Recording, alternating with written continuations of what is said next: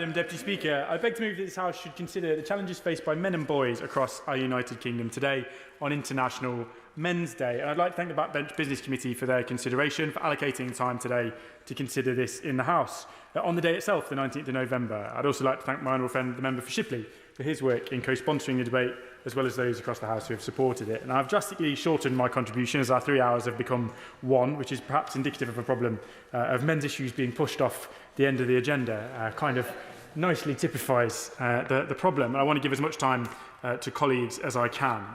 But in these challenging times, it's hugely important that we have this conversation. It's difficult because of COVID, and particularly because of the economic impact, when we know there were huge spikes in male suicide and depression following the 2008 economic crash, due to losing employment, struggling to provide for families, struggling to find purpose.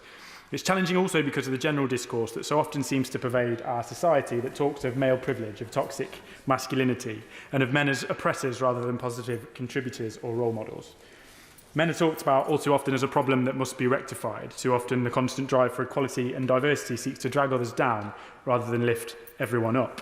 Now, I spoke in Westminster Hall just a few weeks ago about the impact of equalities legislation that sometimes seems like it provides additional help for everyone except men and boys. One of my great passions and the campaign I most regularly return to in this place, Madam Deputy Speaker, is that of working class boys in areas like Mansfield and in other parts of the country where there's deep and entrenched disadvantage. Figures from education show that these lads are least likely of any group to do well at school, to improve their lot in life, to get to university, to ever have the opportunity to spread their wings further afield and aspire beyond the borders of the place they grew up in. Working class white boys often seem to sit bottom of the pile. Across the board in our education system, the advancements of girls has been noticeable. It should be celebrated and recognised that girls are doing much better in recent years. That's brilliant news. It's the result of countless interventions and programmes of support, but it also needs to be recognised that boys very often are not.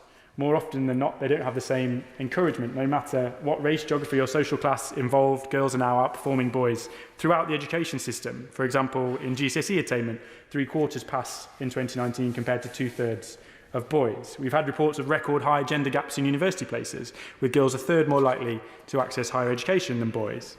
And it brings me back, Madam Deputy Speaker, to my debate on the Equalities Act, so often misinterpreted and misunderstood. If we know that boys are now hugely underrepresented at university, a growing problem, where are all the programmes to support boys into HE? Personally, I'm not keen on discriminating by gender or by any other physical characteristic, given that it's the law, that the Act pushes for positive action based on these characteristics in order to level the playing field. Where is the support for those who are struggling?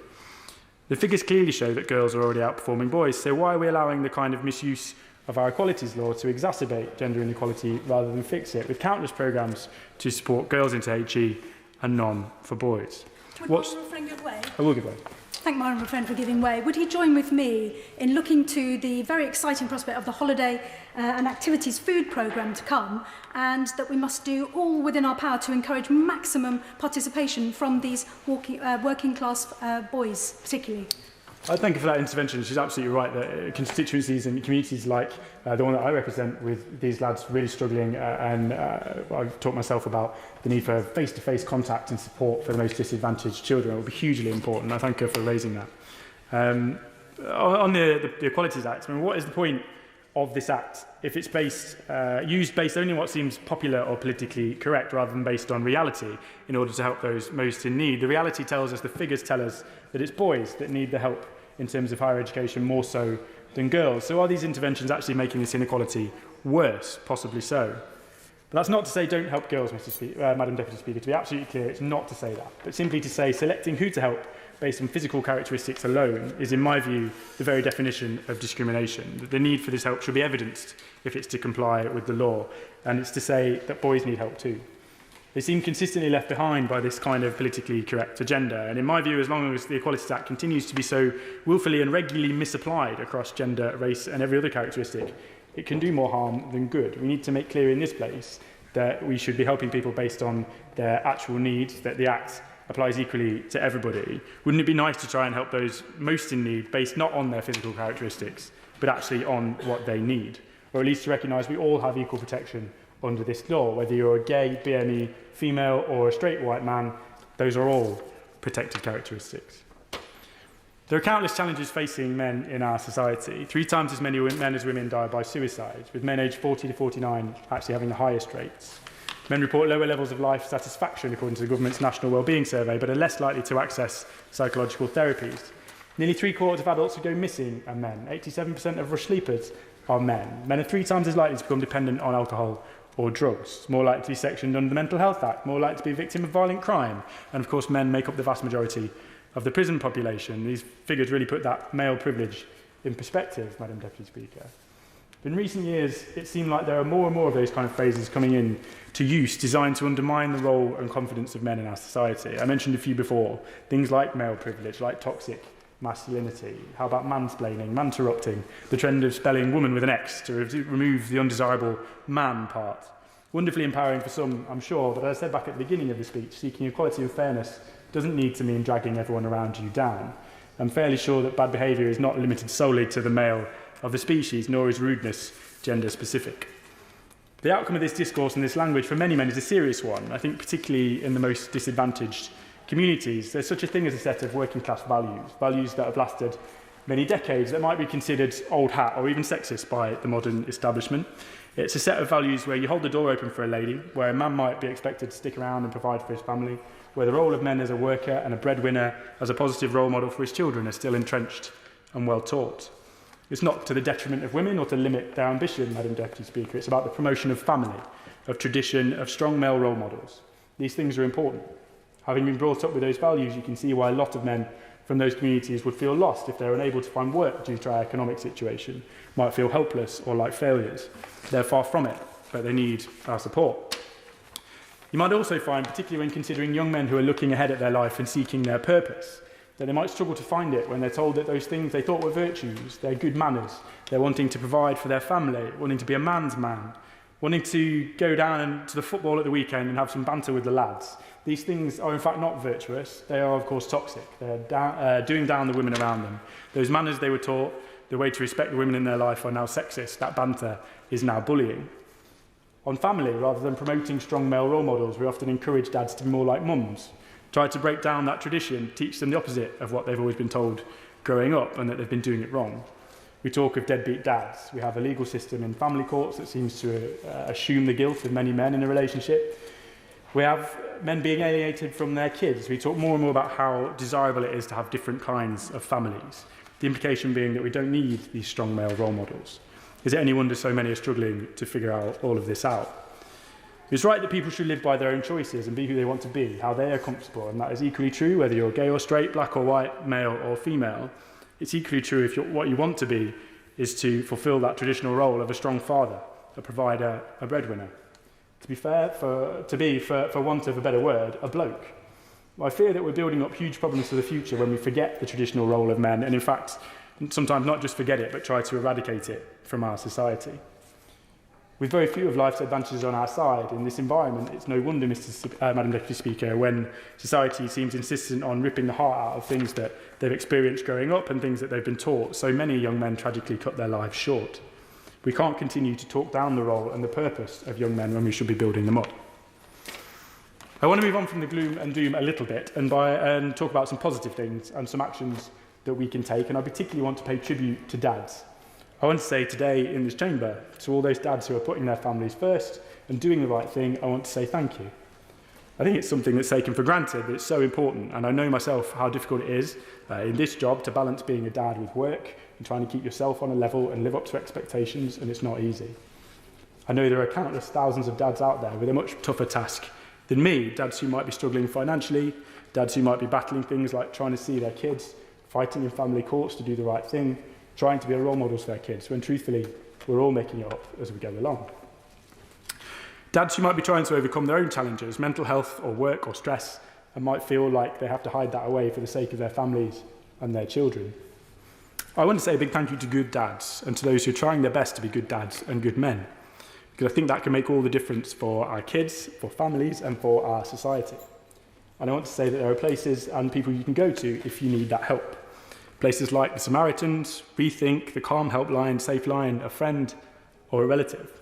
It's good to talk, as they say, rather than sweep things under the carpet. So what more can we do in this place? We can change the discourse here, Madam Deputy Speaker, for starters. Can we look again at equalities legislation?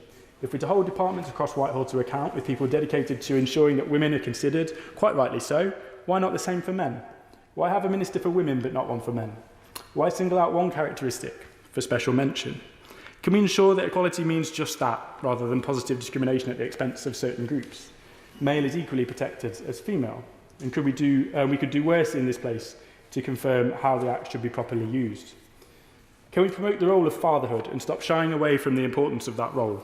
Yes, families come in all shapes and sizes. I don't wish to detract from anyone who wants to do things differently, but there's a positive role to be played by an active father that cannot and should not be ignored.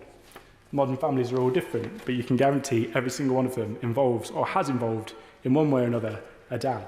And the vast majority of families still look like mum, dad and kids, and that is not and should not be something we shy away from. Can we push forward an action plan to look at male suicide? We know these figures are awful and have someone in government accountable for delivery of that plan, including better access to mental health support. Can we review our legal system, which is not always balanced, and our family courts, which seem too often to consider dads to be guilty until proven innocent, when it seems like parental alienation is increasing and more dads feel they've been let down by the system? Can we reform the child maintenance service, the bane of every MP's life, by the way, so that it's fairer to all parties and works in the interests of families? Can we have a long-term plan to improve the alcohol and addiction services that are available, the need for which is overwhelmingly male-dominated? Can we boost support for new fathers as well as mothers at a time when men can often feel totally helpless? I'm really pleased that the Prime Minister's race disparity audit, though as the name suggests it focused on race in particular, includes looking at the educational attainment and support for white working class boys. There are regional inequalities there, cultural ones, gender-based ones. But the challenge faced by boys in education can't be denied. The figures show a clear picture of increasing numbers of left-behind boys growing into troubled young men seeking purpose. This is a huge challenge for our wider society, and I hope we can build on this work to look at it in more detail. With that, Madam Deputy Speaker, I'll end. I want to give as much time as I can for colleagues, with a thank you to the Minister for her consideration today, and I look forward to listening to the thoughts of colleagues in the Chamber. Question is as on the order paper, and we'll have to rush into this with a time limit of 3 minutes for backbench speeches, and there won't be much time for frontbench speeches either. Philip Davies. Thank you, Madam Deputy Speaker. As I've said before, there are many areas where I think men are disproportionately affected and which do not get enough focus in this House, and this debate should be about highlighting those things. I commend my honourable friend, the member for Mansfield, for his speech. Unsurprisingly, I completely agree with him, particularly with regard to the points he made about the disadvantage and poor outcomes, especially in education, of white working class boys, something the politically correct lobby has brushed under the carpet for too long. Just this week, Bradford Council have been consulted on their latest equality plan. They have set targets for people in jobs, including one for 65% of their top 5% of employees to be female. Now, I don't believe in quotas and targets. I believe each job should be awarded on merit and merit alone. But even if you go along with all of this so-called equality, where on earth is the equality in that target? The leader of Bradford Council represents a ward in my constituency with a high proportion of white working class people in it, and yet she is completely silent in her so-called equality plan about this, despite the fact she must know the disadvantage they face. My honourable friend, the member for Mansfield, has also brilliantly defended good dads, and I want to absolutely echo that message today. I know of men who have had their lives ruined because of a relationship breakdown, which has needlessly led to a whole family breakdown, and in some cases a mental breakdown too. I've talked about parental alienation before and do not apologise for mentioning it again. It is quite simply abuse, and the many people who have written to me with their heartbreaking personal stories show how this happens all too often. It is abuse against the alienated parent, which is not just men, and also against the sons and daughters of the parent too. It also affects a whole host of people in the wider family. I'm pleased that the government have taken some of my points on board with the domestic abuse bill going through Parliament and included parental alienation as an example of abuse in the draft statutory guidance. But I hope the government will continue to look at ways to prevent this, as it would make a huge positive difference to so many if it could be stamped out. Which finally leads me on to suicide. Men's suicide has been a common theme of all the past debates on International Men's Day, and rightly so. As has been said, suicide rates amongst men are 3 times higher than for women in the UK. The connection between relationship breakdown and suicide risk in Western countries has been studied, and I believe that the data from these studies indicates that, unsurprisingly, relationship breakdown elevates suicide risk in both sexes, and more so for men. None of the studies apparently investigated the specific effect on the likelihood of suicide following father separation from their children, despite charities reporting that this is the overwhelming source of that distress. It is quite clear to me that we need to do a lot more to ensure fathers are not stopped from seeing their children to save lives, and in these COVID lockdown times it's too easy to imagine how this will be causing even more mental health problems and, very unfortunately, more suicides. Elliot Colwell. Thank you, Madam Deputy Speaker. And in my short contribution as someone who used to work in the National Health Service, I would like to focus on the health challenges faced by men. And I think I'd like to focus on three primary areas in the short time I have available to me.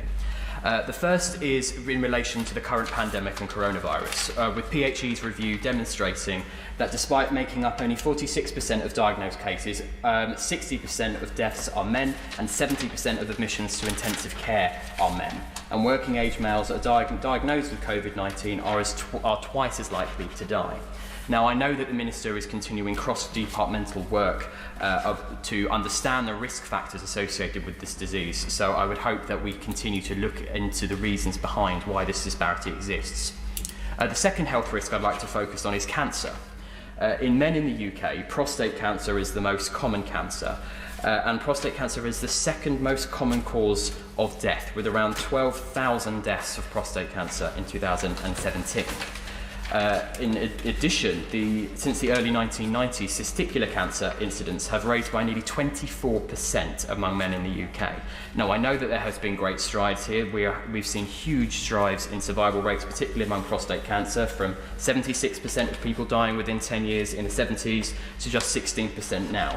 But there is still a lot more to do, and I know the NHS long-term plan has an ambitious cancer screening commitment, but this must also be coupled with work done to tackle the stigma around men's health, particularly around male cancers, and too many men leaving it too late before they seek help. But I think, as honourable members have already outlined, one of the most chilling statistics comes in the form of mental health and suicide. Because it truly is a terrible thing that the single biggest cause of death in men under 45 in the United Kingdom is men taking their own life. Men account for about 3/4 of suicide deaths registered in England and Wales, and middle-aged men in the UK have the highest average suicide rate of any age group. Now, I again want to draw attention to the good work of the NHS long-term plan, which is working to design a new mental health strategy improvement programme which will focus on suicide prevention. Ministers say that reducing suicides remains an NHS priority, and I would urge them to ensure that that is the case, because it cannot be right for the most common cause of death for anyone of any age, gender, sexuality, race, religion or creed comes from them taking their own life. So I would urge the government to do all it can to make sure that these terrible health statistics are consigned to the dustbin of history as soon as possible.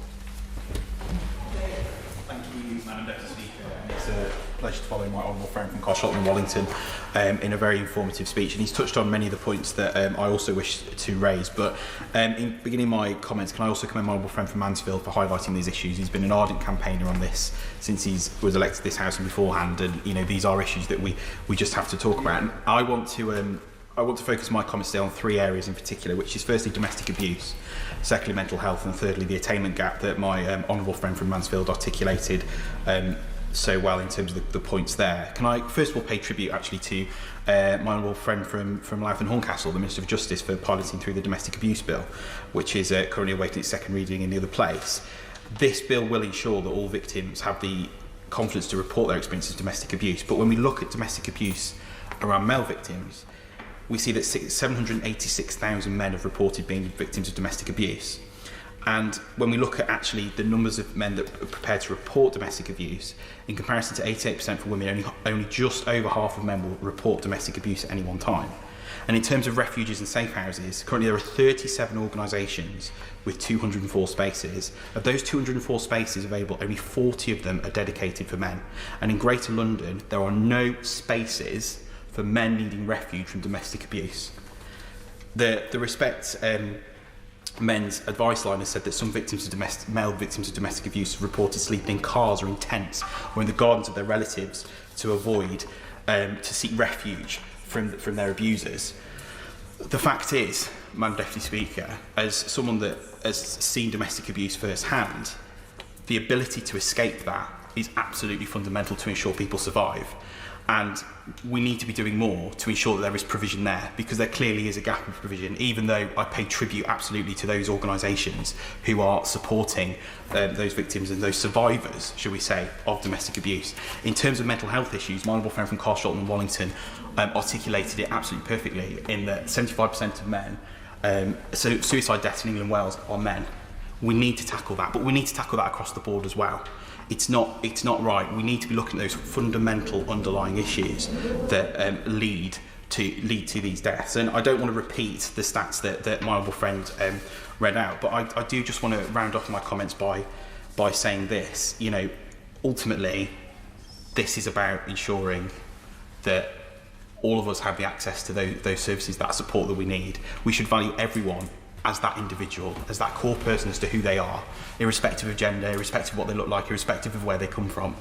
And I think that what this debate highlights today, Madam Deputy Speaker, and what my honourable friend from Mansfield has done, has drawn that out once again. And I pay tribute to him, and I pay tribute to the fantastic work that's been done to support men in the areas that I've highlighted today. Thank you, Madam Deputy Speaker. Tom Hunt. Deputy Speaker, I'd first like to thank my honourable friend from Mansfield for securing this vital debate. And I do agree with his comments about the underperformance of boys from white boys from underprivileged backgrounds in the school system. The facts are there for themselves. They can't be disputed, and I think it's right that the Education Committee that I sit on is currently looking at this issue in depth. And that isn't to say we're not going to look at other issues, but why shouldn't we look at this one issue as well as other issues as well? And I want to talk about men's mental health, which I think is getting more attention now than it ever has done. But the simple fact is that many men who are struggling with their mental health don't feel comfortable talking about it, whether they think deep down it's a sign of weakness. Of course they're wrong, it's not. They should feel comfortable to talk about it. And I think to myself, but I think that awareness of mental health now is greater than it's ever been, and I think, and the reason for that is because there isn't a single person in this country whose mental health hasn't been impacted to some extent. And I think even about my father, if I'd spoken to him a year or two ago about mental health, he probably would have said sort of, man up, stiff upper lip, kind of very masculine approach to it. Whereas, 75 years old, somebody had to shield himself. I remember talking to him about this very issue not long ago, and I never thought I'd hear it, but my dad himself was talking about his mental health. And actually, I think that's a good thing, and I think we should encourage more of that. So there are great challenges, and the pandemic has, brought this to light more than ever. Many of the things that men rely upon, going to watch a football, fishing, golf, these sorts of things haven't been possible, particularly during the second lockdown. I'd like to highlight something brilliant, though, which is happening within Ipswich, which is in Chantry, and the local landlady, Penny, spoke to me over the summer about the problem of men's mental health and how she wanted to do something about it. Within a very small period of time, 2 to 3 months, she now has 33 members of her men's mental health support group in Chantry, Rex Manning from the local area, professional trained chef. And what they've done is they've actually secured an allotment, a Robin Drive allotment. They all go down there, all of the men go down there, become members, talk. So actually, even if I don't feel comfortable talking about their mental health directly, by engaging in something which is so good for our well-being like that, it really brings people together and the whole community together. And also the produce they make for vegetables, Rex then collects it all together and they all eat it together in the local pub. So this is a very challenging issue. It's right that we have this debate. But on the topic of men's mental health, I do think there's a great opportunity here. I think the pandemic's highlighted mental health more than ever before. But talking about your mental health is not a sign of weakness. It's something that should be encouraged. And I think it's right that we have this debate here today. And I commend my honourable friend for Mansfield for securing it. Thank you very much. Yeah. An honourable gentleman has unusually withdrawn from the debate, which gives us a tiny bit of extra time. I'm therefore going to raise the backbench limit to 4 minutes. Alexander Stafford. Deputy Speaker, for good news. I commend my honourable friend, the member of Mansfield, for securing this very important debate. We both understand the acute disadvantages and difficulties experienced by men in our region of the UK, ranging from health and education to incarceration and suicide. I welcome the opportunity to draw the House's attention to this unacceptable inequality and stand up for men and boys in my constituency. We do not talk about men's mental health enough, and toxic masculinity is a severe problem. Tragically, suicide remains the biggest killer for men under the age of 45. Research also suggests that men who are less well off and living in most deprived areas are up to 10 times more likely to die by suicide than more well off men from affluent areas. A grim statistic that's relevant to areas of high deprivation such as mine in Rother Valley, the likes of Maltby and in Dinnington. This must be addressed. But beyond the realms of health, many men suffer from low attainment and reduced opportunities at every stage of life. This is of particular concern to me in Rother Valley. At school, it is an old adage that girls consistently outperform boys at GCSE level, and they have done so for the past 30 years. At higher education level, over 67,000 fewer men than women accept places at university, a huge gap of 35%. After 10 years of government reforms, standards are indeed increasing. However, for areas like mine in Rother Valley, this cannot come soon enough, and we must continue to put pressure on schools, universities and companies to do more for working class boys and men. And I read only this week that SOAS in 2017 did not accept any white working class boys into their university, and that is a disgrace. Now, I'd also working that women in Rother Valley are in full support of empowering our local men. They see the everyday struggles of their fathers, brothers, sons, uncles, grandfathers and friends. They do not have the reductive mindset pushed by many liberal metropolitan elite of the Labour Party, where men as a whole species are blamed for gender inequality. Instead, they recognise that women still face substantial social inequality, and they absolutely do so. But so do many of our men. For example, 79,000 people are in prison, 96% of whom are male, a shocking statistic. These men cannot be blamed for having a privilege they simply do not possess. I'm in full agreement with my honourable friend, the member for Mansfield, on this point. I want to lift everyone up, men and women, rather than dragging them down. This, of course, fits with the persistent campaign for Rother Valley to be levelled up across the board, in all areas, in all sectors, but especially for all people. Growing up in Maltby or Dinnington should not mean that you have a lesser chance of succeeding professionally, and it should not mean that you lack access to high-quality services and facilities. Unfortunately, too many men and boys in Rother Valley tell me exactly this. They feel abandoned, left behind, and forgotten. It is in everybody's interest that we raise our men's aspirations and help them use their inherent talents to reach their full potential. I firmly believe that this government is doing so for men, boys, and everyone, but especially for those in Rother Valley. Madam Deputy Speaker, International Men's Day has been an annual event since 2010. The UK has the most events of its kind anywhere in the world, and it's overseen by the Men and Boys Coalition. It's a registered charity of over 100 organisations, academics and professionals who believe in a society which values the well-being of men and boys. Some very positive themes. It makes a positive difference to well-being. It raises awareness and funds for charities supporting men and boys, and it promotes a positive conversation about men, manhood and masculinity, all of which is a very good thing. But there are some serious themes too. In 1998, my very closest friend sadly committed suicide. It was a devastating event for me and his family and all of his friends, and I'm very well versed by the mess that's left behind. So we must end the stigma of men's mental health, and we need to commend the truth that it's okay not to feel okay. So please seek help is the simple answer. But it's also about the challenges faced by men and boys at all stages of education. It's about shorter life expectancy, it's about infertility, workplace death. It's about challenges faced by the most marginalised men in society, homeless, boys in care. It's about inner cities, black and white, working class males, male victims of violence. It's about the challenges faced by men as parents, and about survivors of sexual abuse, rape and domestic abuse. It's all relevant. And in this era of identity politics, it's becoming increasingly popular to ridicule men who display traits of traditional masculinity, of self-reliance, of personal responsibility, of discipline and of courage, even fatherhood. Well, guess what? I don't subscribe to that, because all men matter. Indeed, the UK prides itself on being amongst the top meritocracies in the world. Equality of opportunity is something that we absolutely must strive for. So it's about black and white, gay and straight, male and female. Everyone has a role, and no one must feel ashamed of who they are. So this is not about men as a comparative species, it's simply about drawing attention to particular issues affecting men. Lastly, some quick stats if I may. In 2018, almost 5,000 men took their own lives at a rate of 13 per day. That's a rate of 17.2 per 100,000. This is the highest rate since 2013, and men also make up 75% of suicides. Girls are now 14% more likely than boys to pass exams in English and maths.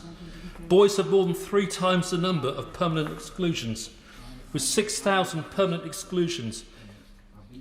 Much of this is down, I think, to ADHD and ASD, a separate issue in itself, but one that we really need to look at very closely. And 96% of 79,000 people in prison are also male. So, we've got work to do. Thank you very much indeed. Russell. Thank you, Madam Deputy Speaker. Globally, it is estimated by the World Health Organization that 800,000 people die every year due to suicide. And globally, 1 in 10 or 1/10 are men, 3/4 are male in the UK. And I do question, why is it that men suffer the most with suicide? And I think often it's down to the challenges in society and the fact that we as a male species do not ask for help. During my maiden speech, I spoke about the concept of HOPE being an acronym, that it stands for HOPE, help one person every day. And I think sometimes that one person has to be ourselves. But it's so hard to ask for help when it's seen as a weakness.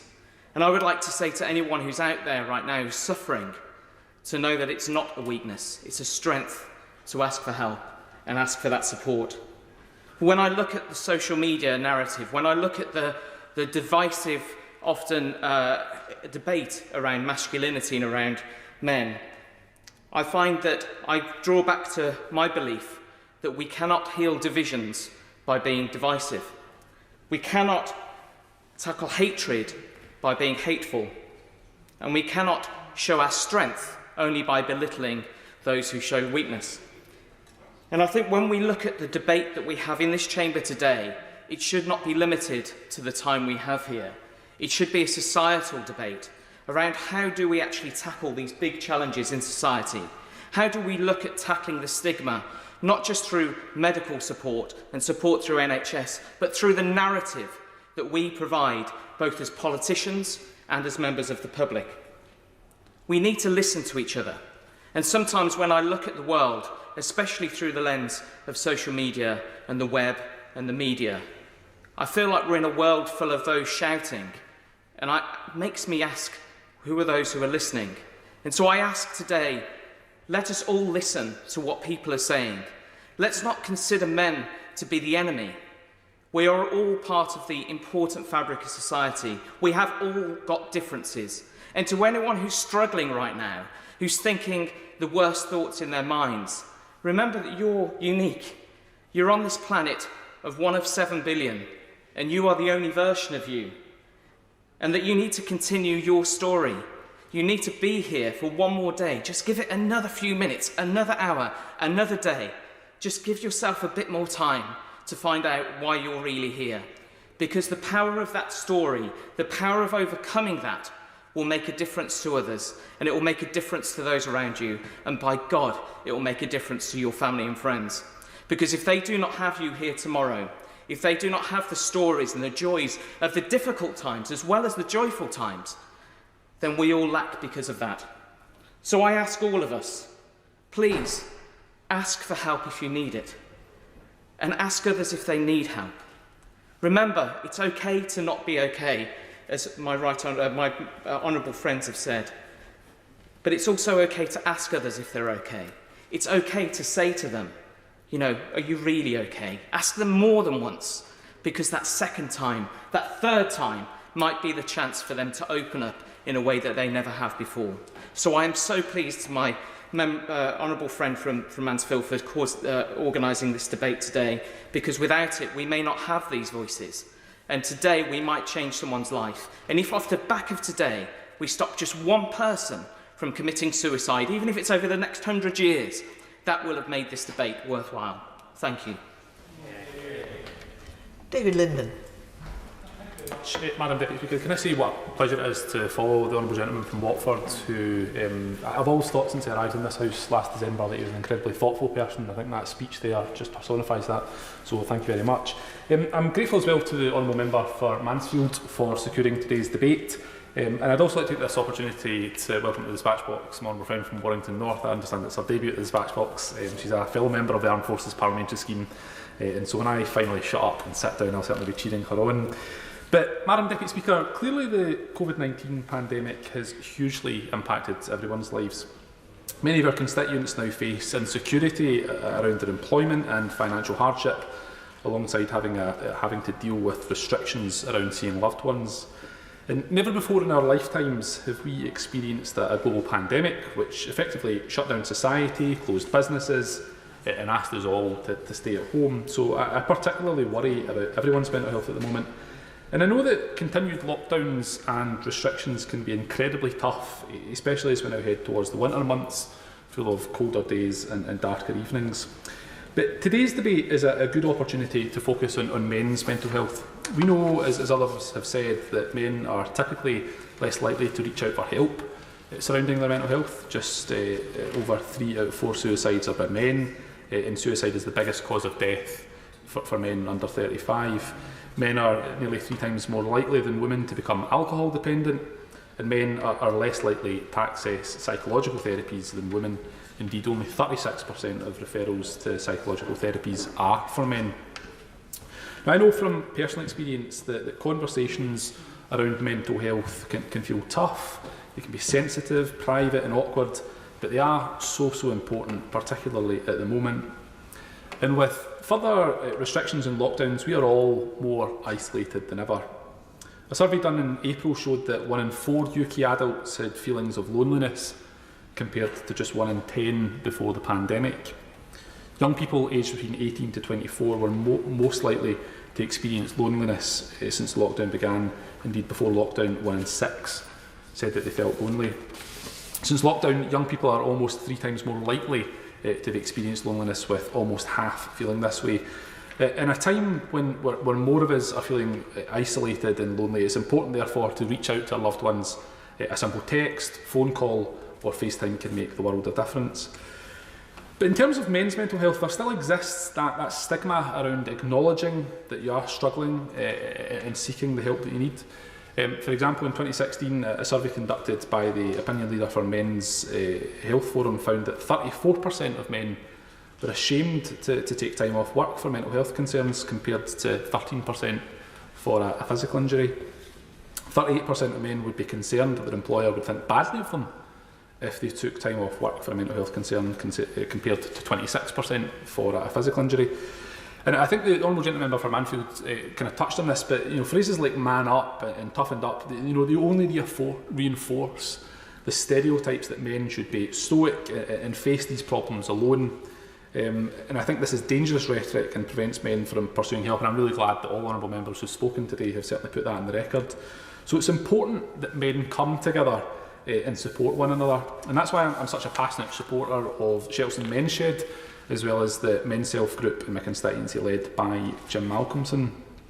But we should be encouraging men to acknowledge that the stressors of this unprecedented public health crisis will naturally have an impact on our mental health, whether that be due to loss of employment, financial insecurity, or just missing our loved ones. I think we would all agree that this is a very tough time for everyone. So my message to everyone, not just to men, but men in particular, is please reach out to your loved ones. Let them know that you're always there to listen, to take care of one another, because this too will pass. Charlotte Nichols. Thank you very much, Madam Deputy Speaker. It is a pleasure to respond to this debate on behalf of Her Majesty's opposition. As the Shadow Minister for Women and Equalities, I am conscious that we should not seek to pit the problems of men and women against each other, but to aspire to raise outcomes where one is below the other. We have heard a number of important contributions in this debate. Firstly, I congratulate the Honourable Gentleman for Shipley and Mansfield for securing it through the Backbench Business Committee, and we see that it is now truly an annual occasion after a year's absence as it fell during the election campaign last year. Having read through previous Hansards of previous iterations of this debate, I am both reassured that we are continuing to emphasise these important issues, but also concerned to note that they still need to be raised. The ongoing tragedy of male suicides has continued, with a rate in England and Wales of 16.9 deaths per 100,000, the highest since 2000, and remaining in line with the rate in 2018, making up around 3/4 of suicides. Males aged 45 to 49 years still have the highest age-specific suicide rate. A number of colleagues have mentioned charities that work hard in this field, and so I commend the work of Calm, Rethink, Mind, and the other organisations highlighted. And I'd also like to remind all members present that the Samaritans can be phoned at any time, day or night, on 116 123. The same messages are given every year and are ever more relevant in 2020 with its stress and fear. Men should feel able to talk about their problems with friends or with professionals. They don't have to do it in public like honourable members have today, but society must accept and embrace a more open understanding of men's feelings and concerns. I include in this men who may be gay, bisexual or transgender, who feel alone or scared about their very identities, who must be more supportive of each other. And I note the news today that the government is ending the £4 million funding for anti-LGBT bullying in our schools. This is a real step backwards that will prolong harm for too many young boys. I cannot join Movember, Madam Deputy Speaker, but I praise the members who are doing it this year and hope that they may continue to brighten the spotlight on men's health. Most obviously, COVID has had a disproportionately fatal impact on men. As further research unearths more about what is still a very new virus, we may find out why.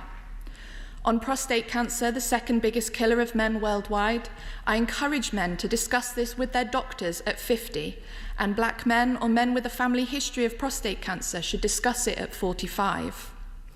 On testicular cancer, men should know how to test themselves. It's not taboo to look these things up. Men are more likely to die prematurely than women, including of diseases that are considered preventable. Please don't be too scared to ask questions for fear of some toxic male expectations or image. And thank you to the Honourable Member for Carshalton and Wallington for raising these health issues. We have rightly heard today about the challenges of boys' educational attainment and the need for schools and the Department for Education to address this. Whether this means more male teachers, more male role models, closer support or attention to alternate teaching methods, it is a real concern. The literacy gap between boys and girls peaks at 16 when children are beginning to consider their choices for life after school. Men are still more likely to be victims of violent crime in the UK, and men are nearly twice as likely as women to be a victim of violent crime. And among children, boys are more likely than girls to be victims of violence, while more than 2/3 of murder victims are male.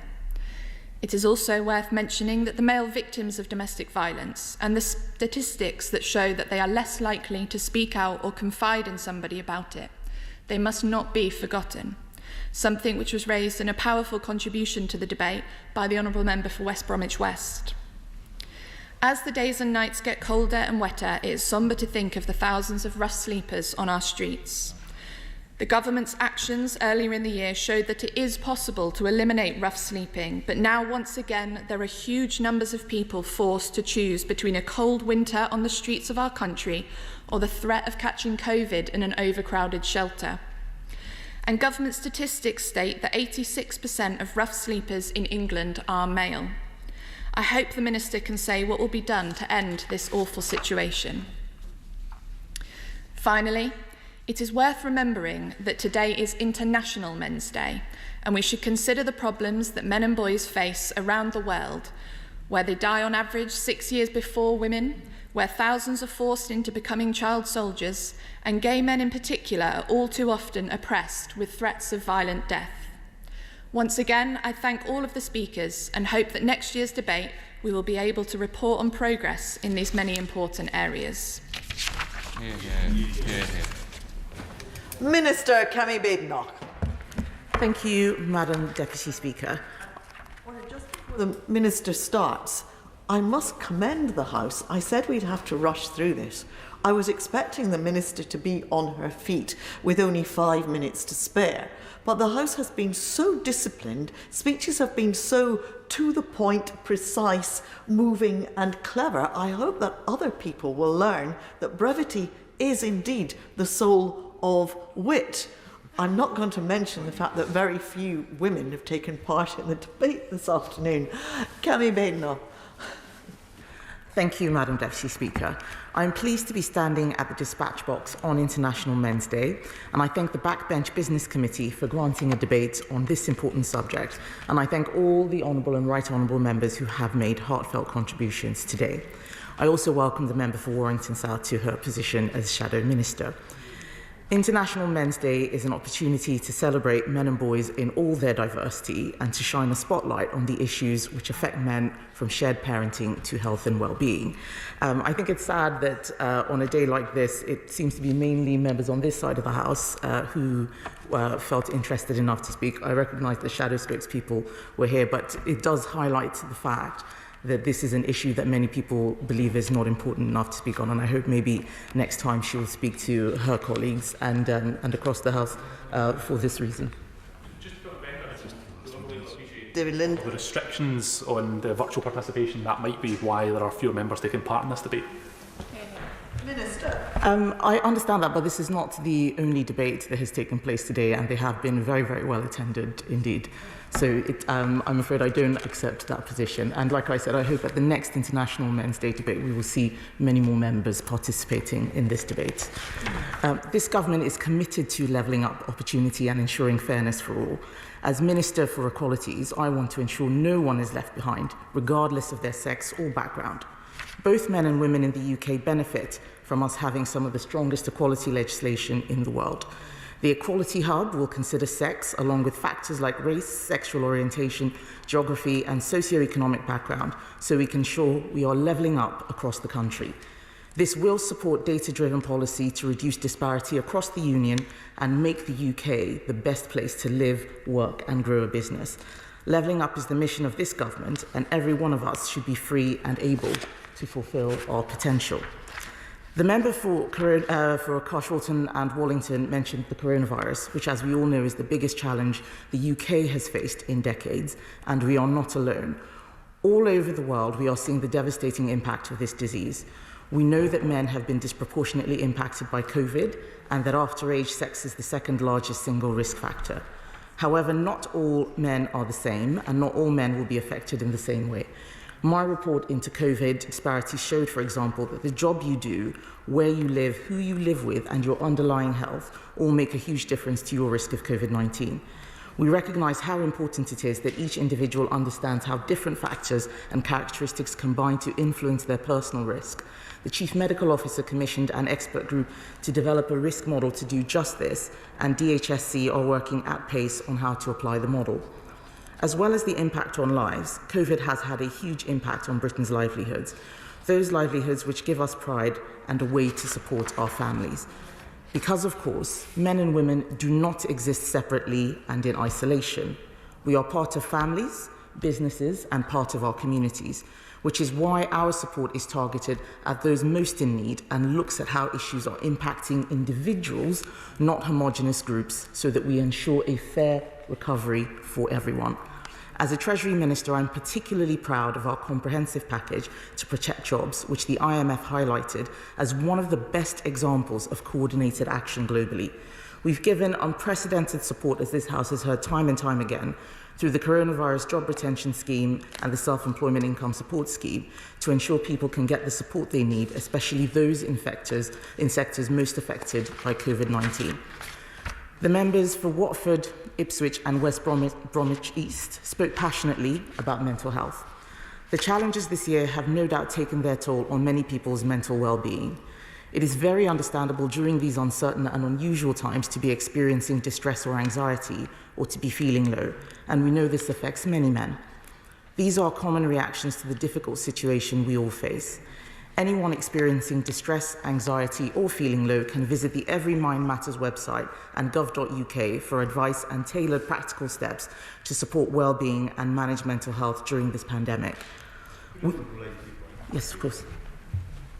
I wonder if the, Madam Deputy Speaker, if the government also consider research by the Samaritans, which talks very much about middle-aged men who are often missed in terms of community-based support when facing mental health crisis that can often lead to suicide, and perhaps that could be something that the government factors in, so that those people that are not necessarily so visually seen as the people most at risk can also be supported at times of crisis. I completely agree with the honourable gentleman. We know that some men are less likely than women to seek help with their mental health, and some can be reluctant to engage with health and other support services. So, and it's right that he highlights this. This is why I say to every man that the NHS is open for business. We really want to stress this. I would urge any man, whatever his age or background, who's struggling to speak to a GP and seek out mental health support delivered by charities or the NHS. Services are still operating, and it's better to get help early. The NHS this week launched its Help Us, Help You campaign, which is relevant to the point the honourable gentleman just raised. It's a major campaign to encourage people who may be struggling with common mental health illnesses to come forward for help through NHS talking therapies, also known as improving access to psychological therapies, which are a confidential service run by fully trained experts. I'm sure the Minister for Suicide Prevention and Mental Health will consider his point and will also consider my honourable friend, the member for Mansfield's request for an action plan for men's mental health and suicide. I would also like to remind people that the Help Us, Help You campaigns have sought to increase people coming forward with worrying cancer symptoms, including for testicular cancer and prostate cancer. I know the member for Bracknell spoke movingly about his friend who tragically lost his life and urged men to seek the help that they need, as did the member for Glasgow East. The current campaign will run throughout the winter to ensure that men feel able to come forward and get tested and treated early. Madam Deputy Speaker, I would like to close by taking a moment to celebrate the contribution. Oh, pardon me. I believe the Honourable Lady asked about rough sleeping. I just wanted to answer her question on what the government is doing. On the 18th of July, we launched the Next Steps Accommodation Programme, which makes funding available to support local authorities and their partners to prevent previous rough sleepers from returning to the streets. The programme comprises £161 million to deliver 3,300 units of longer-term move-on accommodation in 2020-21, and £105 million to pay for immediate support to ensure people do not return to the streets. On the 17th of September, we announced local authority allocations for the short-term funding aspect of this programme. £91.5 million was allocated to 274 councils in England to help vulnerable people housed during the pandemic. And recently, on the 29th of October, we announced allocations to local partners to deliver longer-term move-on accommodation. More than 3,300 new long-term homes for rough sleepers across the country have been approved, and this is backed by government investment of more than £150 million. So as you can see, there is quite a lot that is being done on this issue, which we take very, very seriously indeed. Madam Deputy Speaker, I would like to close by taking a moment to celebrate the contribution men and boys make to our society. The member for Rother Valley talked about men and boys in his constituency feeling like they have been forgotten. It therefore seems opportune to celebrate our fathers and our sons, our brothers and our friends, and indeed colleagues this week, and the progress we have made in supporting them under this government. For example, since 2010, we have seen the introduction of shared parental leave, allowing mothers and fathers to share the highs and indeed the lows of caring for their new babies. This government is also committed to making it easier for fathers to take paternity leave, as set out in our 2019 manifesto. And subject to further consultation, we are committed to introducing measures to make flexible working the default for men and women, unless employers have good reason not to.